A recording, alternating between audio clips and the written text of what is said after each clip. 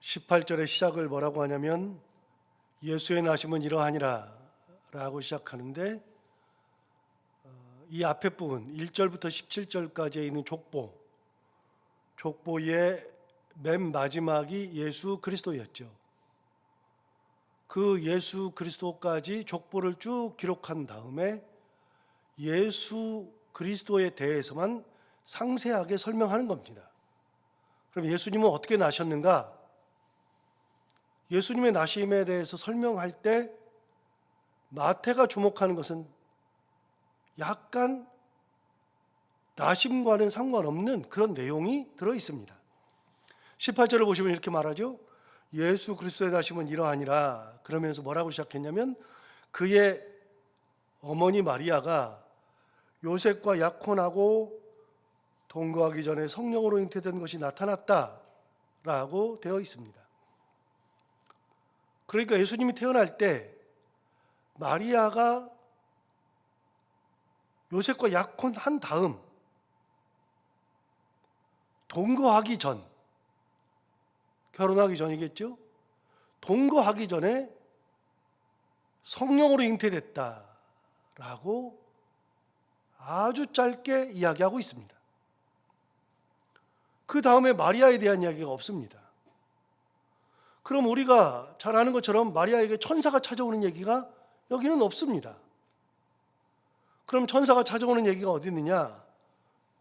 누가복음 1장에 있습니다. 여러분, 누가복음 1장을 가볼까요? 그래서 마태복음과 누가복음은 굉장히 많이 비교가 됩니다. 누가복음 1장에 가면 1장 26절부터 38절까지가 쭉 나옵니다. 성령으로 잉태되었다는 것을 어떻게 구체적으로 설명하고 있는가? 그 부분은 누가복음 1장에서 확인할 수 있는데, 26절 보시면 여섯째 달에 천사 가브리엘이 하나님의 보내심을 받아 갈릴리 나사렛이라는 동네에 가서 다윗의 자손 요셉이라는 사람과 약혼한 처녀에게 이르니 그 처녀의 이름은 마리아라. 그래서 6달 후는 그의 이모인가 고모인가 그러죠. 그 사가랴, 엘리사벳, 세례 요한의 어머니가 잉태된 지 6개월 지난 겁니다. 그 후에 천사 가브리엘이 하나님의 보내심을 받아서 갔다.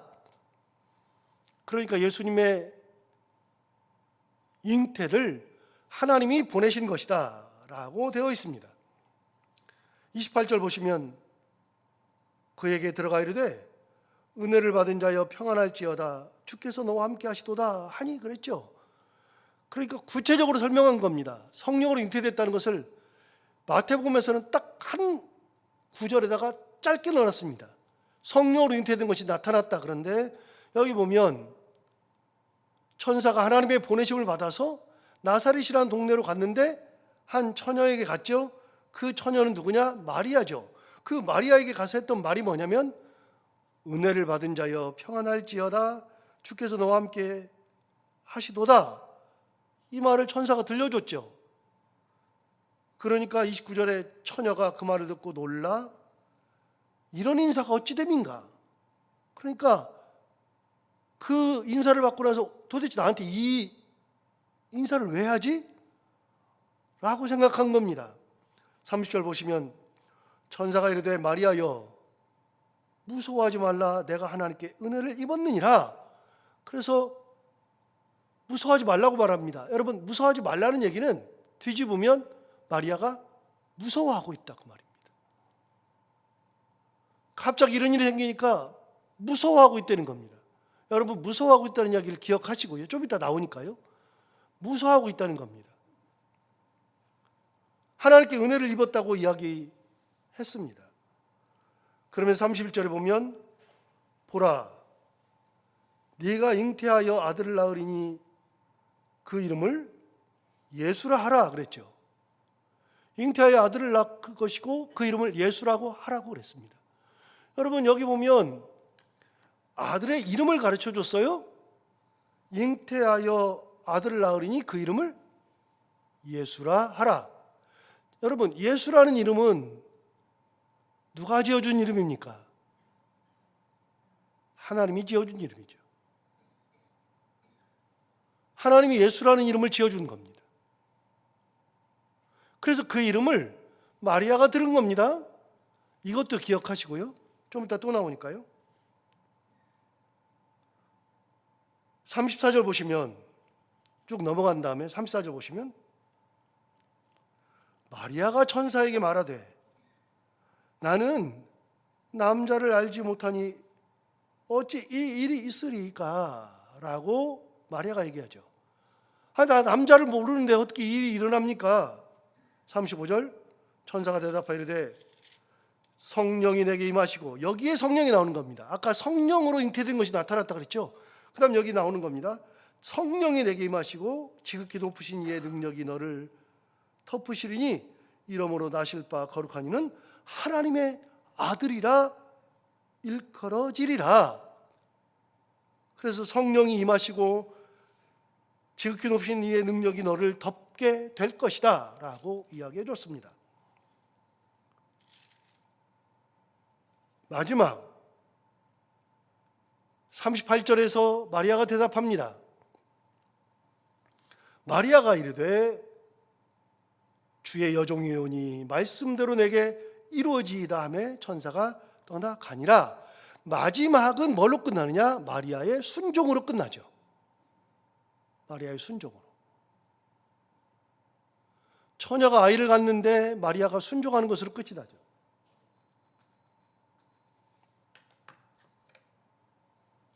자, 오늘 본문으로 다시 돌아와서 제가 기억하는 거 두 가지 기억하라 그랬죠. 자, 18절을 다시 보시면 아주 단순하게 한 절로 기록됩니다.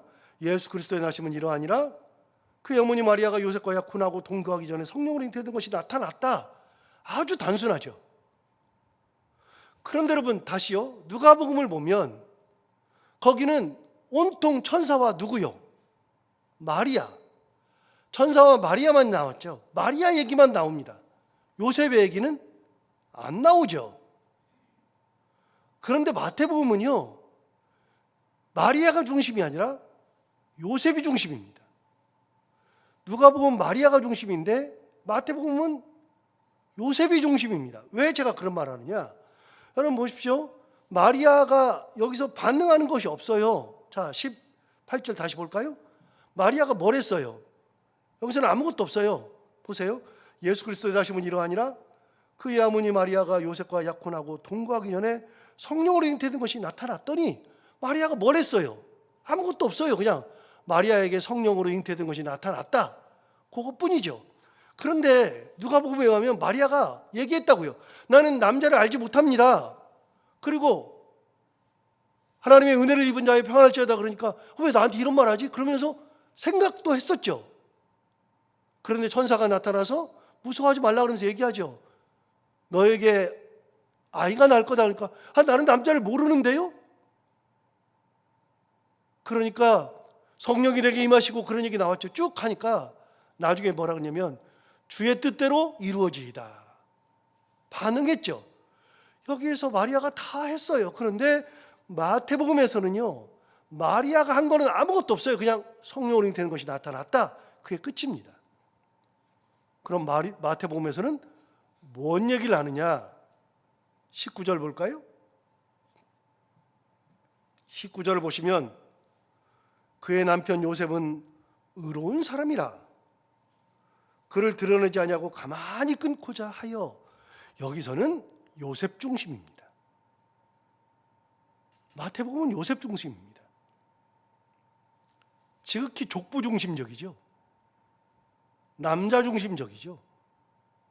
그래서 요셉 이야기를 합니다. 요셉이 의로운 사람이라. 왜 의롭다 그러는지 잘 모르지만 공동정보적 성서를 읽어보면 법대로 사는 사람이다. 그러니까 그냥 율법을 지키고 하나님을 사랑하는 사람이다, 그런 뜻이겠죠. 그런데 이 사람이 요셉은 의로운 사람인데 그걸 알았죠. 성령이 되는 것이 나타났죠. 그러니까 그를 드러내지 아니하고 가만히 끊고자 하였다.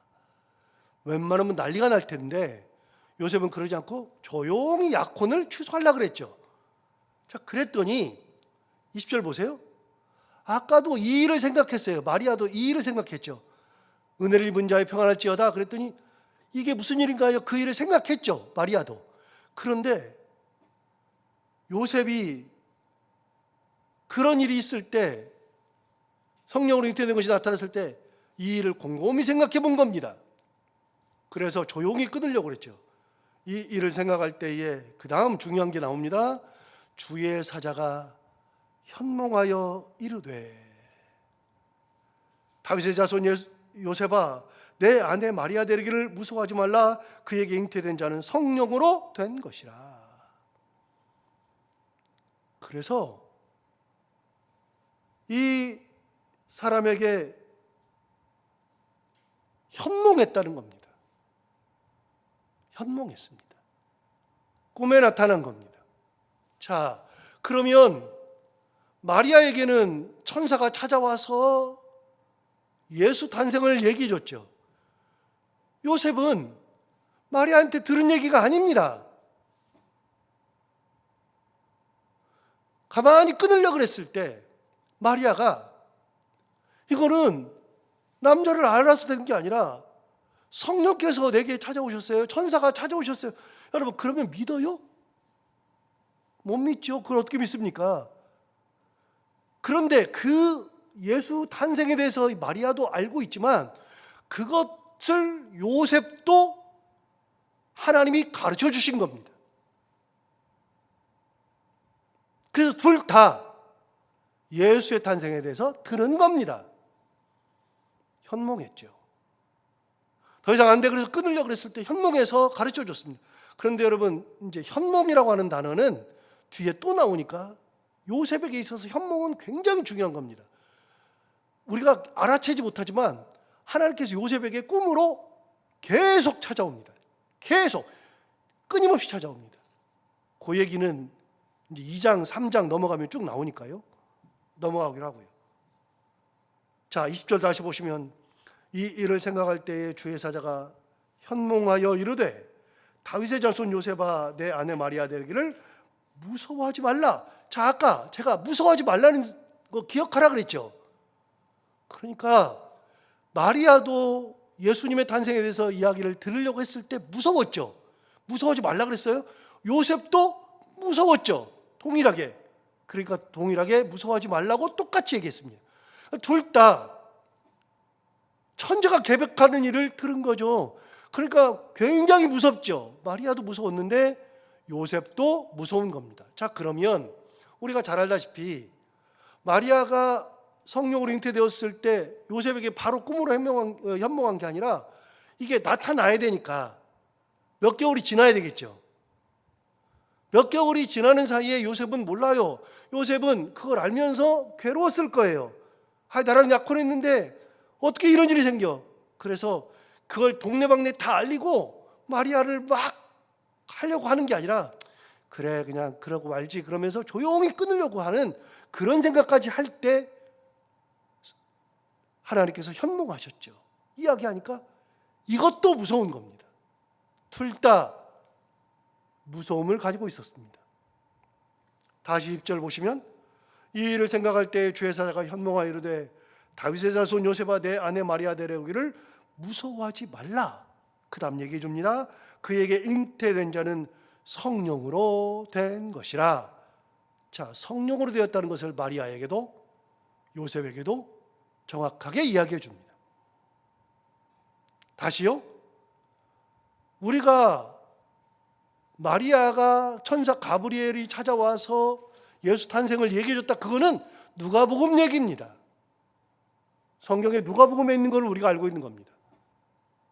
요셉에게 나타나서 한 이야기는 마태복음만 나오는 겁니다. 관점이 달라요.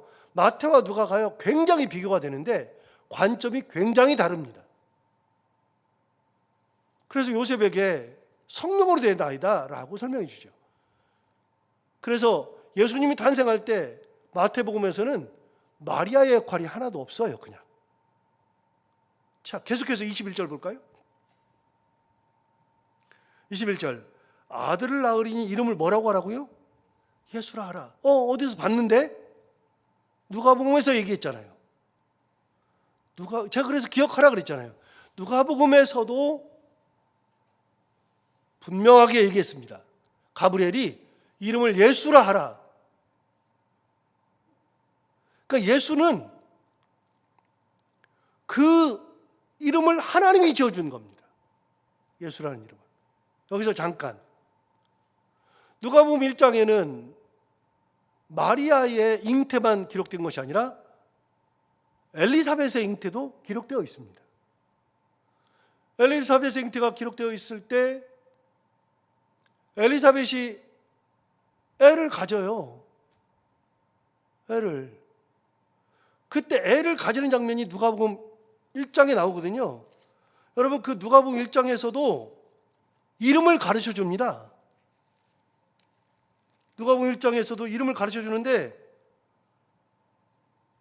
그 이름은 누구에게만 가르쳐 주냐면 아버지에게만 가르쳐 줬습니다. 사가랴에게만. 여러분 누가복음 1장으로 다시 가볼까요? 1장을 가보시면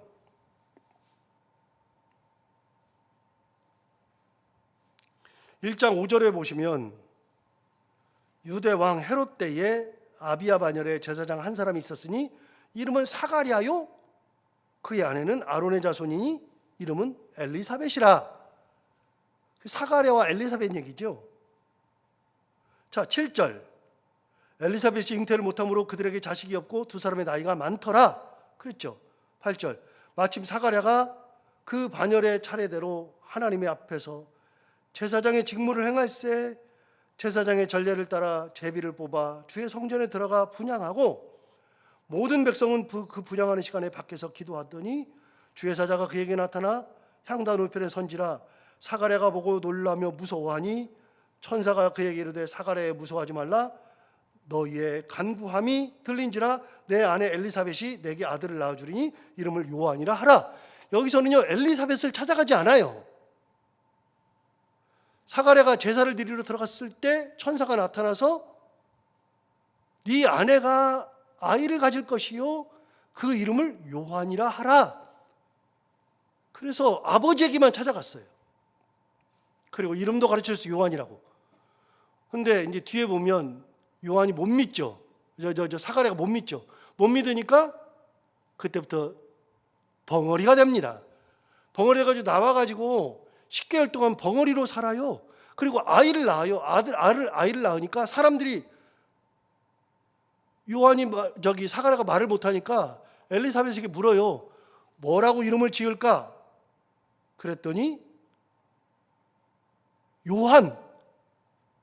사람들 다 놀래죠. 왜 요한이라 그래? 사가랴인데 사가랴 집안에 요한이 없는데 사가랴라고 짓든가 뭐라고 지어야지. 무슨 요한이야? 그랬더니 나중에 사가랴가 쓰죠. 요한이라고 쓰니까 그때서 입이 풀리더라. 여러분 6개월 전에 잉태됐던 엘리사벳은 사가랴에게만 이름을 가르쳐 주었습니다. 그런데 예수라는 이름은 마리아도 듣고 요셉도 들었습니다. 이게 마태복음과 누가복음이 굉장히 다른 이야기입니다. 똑같은 잉태를 이야기하는 것 같지만 다른 이야기를 쓰고 있죠. 여러분 보십시오. 그 다음에 22절. 오늘 본문의 22절 보시면 이것도 나중에 설명할 건데 이제 계속해서 설명될 건데 22절 보시면 이 모든 일이 된 것은 주께서 선지자로 하신 말씀을 이루려 하심이다. 선지자의 말씀이 이루어지는 것이다. 이거는 뒤에도 계속 나옵니다. 굉장히 중요한 겁니다. 마태가 생각하는 굉장히 중요한 얘기입니다. 그래서 예수님의 탄생은 구약 선지자들이 쭉 이야기했던 것들이 이루어진 것이다. 그 선지자들의 말이 뭐냐? 23절 보라 처녀가 잉태하여 아들을 낳을 것이요 그의 이름을 임마누엘이라 하리라 하셨으니 이를 번역한즉 하나님이 우리와 함께 계시다 함이라. 미가서에 있는 말씀인데요. 그것이 그대로 이루어졌다 하는 얘기입니다. 마지막 24절, 요셉이 잠에서 깨어 일어나 주의 사자의 분부대로 행하여 그의 아내를 데려왔다. 여러분, 이 요셉 이야기의 끝이 뭘로 끝납니까? 요셉 이야기의 끝이 뭘로 끝납니까? 요셉이 잠에서 깨어 일어나, 그 다음요, 주의 사자가, 그 다음 뭐라고 돼 있죠? 분부대로 행하였다. 이 이야기의 끝은 순종으로 끝이 납니다. 다시요. 마리아 이야기의 끝이 뭘로 끝났죠? 주의 뜻으로 이루어지이다. 순종으로 끝이 났죠. 요셉 이야기의 끝은요, 순종으로 끝이 납니다. 하나님의 말씀을 들었을 때 우리가 어떻게 살아야 되는지를 정확하게 가르쳐주고 있죠. 우리 삶의 끝은 하나님의 말씀에 순종하는 것이다. 순종할 때 역사가 이루어진다 하는 것을 이야기하고 있죠. 자, 이렇게 듣고 보니까 우리가 알고 있었던 이야기가 서로 따로 떨어진 얘기고, 성경을 보면서 이제 느끼는 게 있어요. 뭘 느끼냐면 기록하는 사람들이 어떤 마음으로 기록하는지가 다른 거구나. 이 사람은 마리아를 중심으로 썼네. 이 사람은 요셉 중심으로 썼네. 이 사람은 인간 중심으로 썼네. 이 사람은 하나님의 아들을 중심으로 썼네.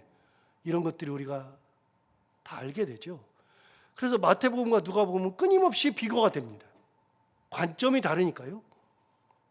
오늘 이야기 들은 것처럼 하나님은 예수님을 이 땅에 보내실 때 마리아에게도 요셉에게도 예수님의 이야기를 정확하게 알려주시고 예수라 이름 지어주셨고, 그때 마리아도 요셉도 하나님의 말씀에 순종하면서 이 모든 역사가 일어나더라.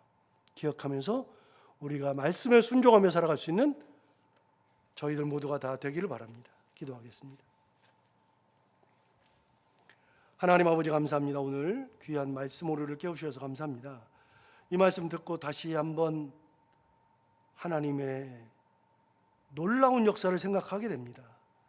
생각하지도 못했던 그때에 찾아오셔서 마리아에게도 요셉에게도 그렇게 찾아오셔서 하나님의 은혜를 선포하셨고, 그리고 마리아도 요셉도 하나님의 말씀에 순종함으로 이 모든 역사를 감당했던 것처럼 하나님 아버지, 우리도 하나님께서 주시는 말씀에 내 생각과 맞지 않아도